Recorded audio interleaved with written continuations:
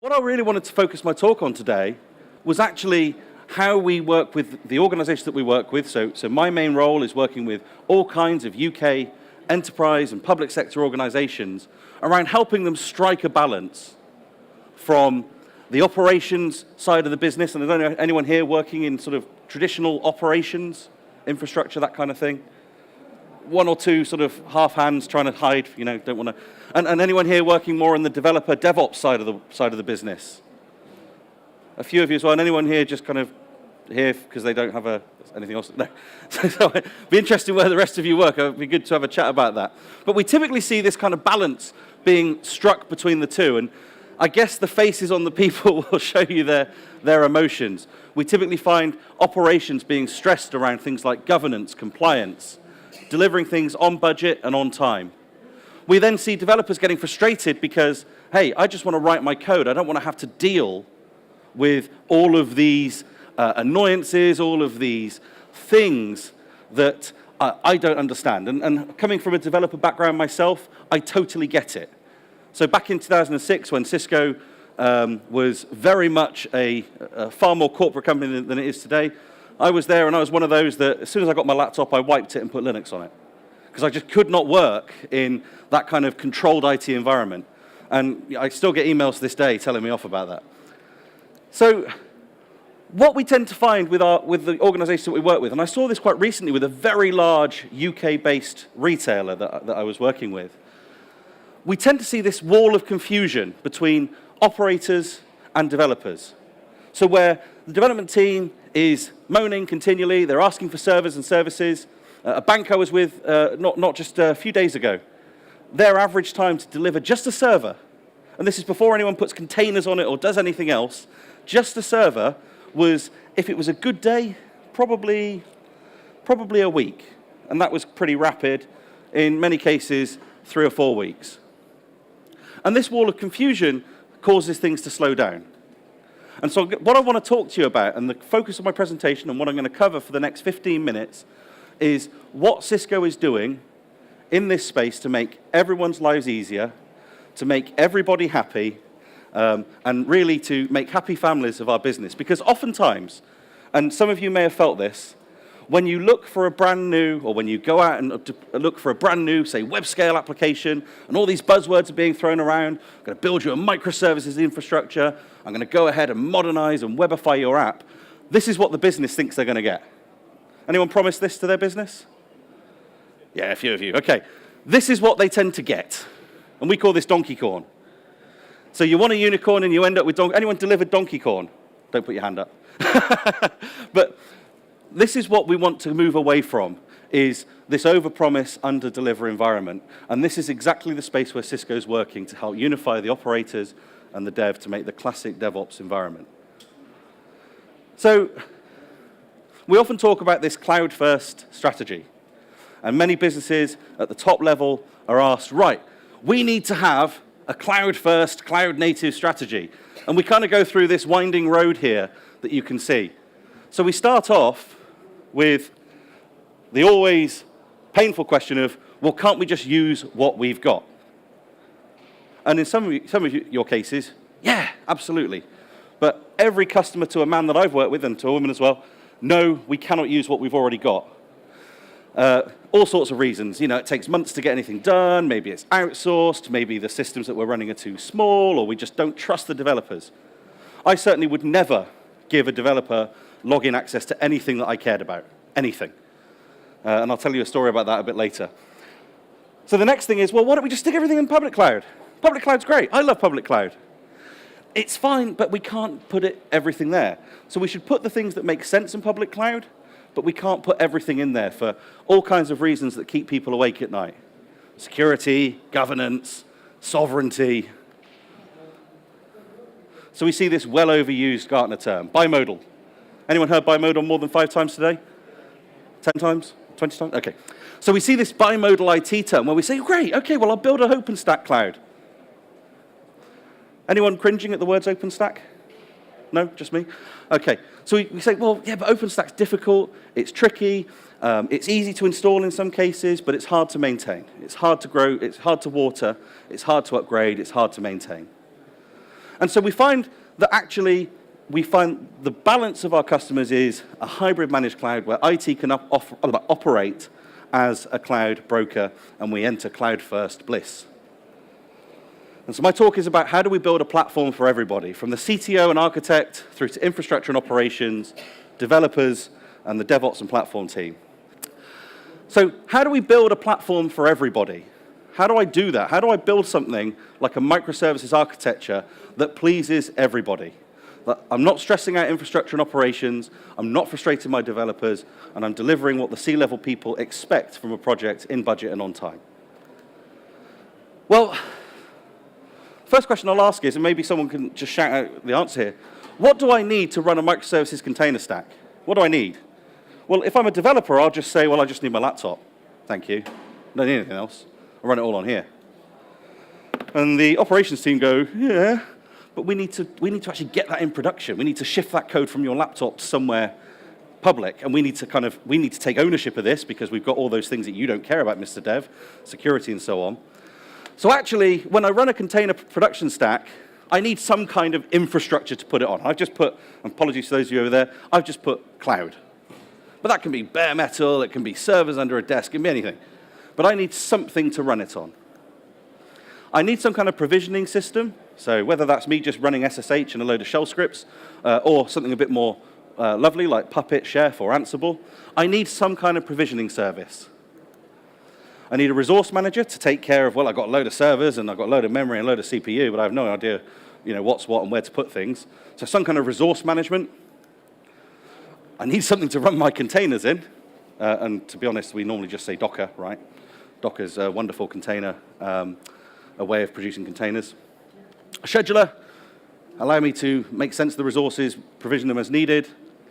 Some kind of orchestration, really key. Without orchestration, deploying code is miserable. Service discovery, so in other words, how do I get all these things to talk to each other as they're distributed across the data center or potentially across different clouds? Some kind of load balancing, and of course, some kind of cloud development platform. I need all of this. And it is, anyone set all of this up before? Just me? This is why my hair's going grey. Because it's an awful lot of work. It's an awful lot of work getting all of this done. And if I turn this into product names and maybe make this more of an opinionated stack, well, if I'm going to do this on-premise, well, let's build it on OpenStack. Why not? I love OpenStack to use. I just don't like managing it. Provisioning, well, I use Terraform and Ansible. I use Mesos for my, for my resource management. So, working out, it's wonderful. It scales fantastically. Docker, of course, for my containers. Kronos for scheduling. Marathon and Kubernetes for orchestration. Consul for service discovery. Traffic for load balancing. Right, so I've done a beauty parade. This is an absolute nightmare for sometimes to manage, maintain, grow, and operate. Because these are all separate things, some of them by different companies, and I've got to somehow knit all of this together to make something that is going to run my business. But hey, you lost me at OpenStack. The business going, well, hang on a second, you lost me at OpenStack. I'm already feeling that this is what I'm going to end up delivering the business, because I can't deliver that. And so Cisco has a product called, or in fact, it's a service called MetaCloud.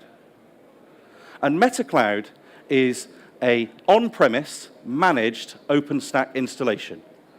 So it is essentially, in plain English, a 100% guarantee that you will have a successful OpenStack deployment, not just today, but we'll even keep that running, we'll patch it, we'll feed it, we'll water it.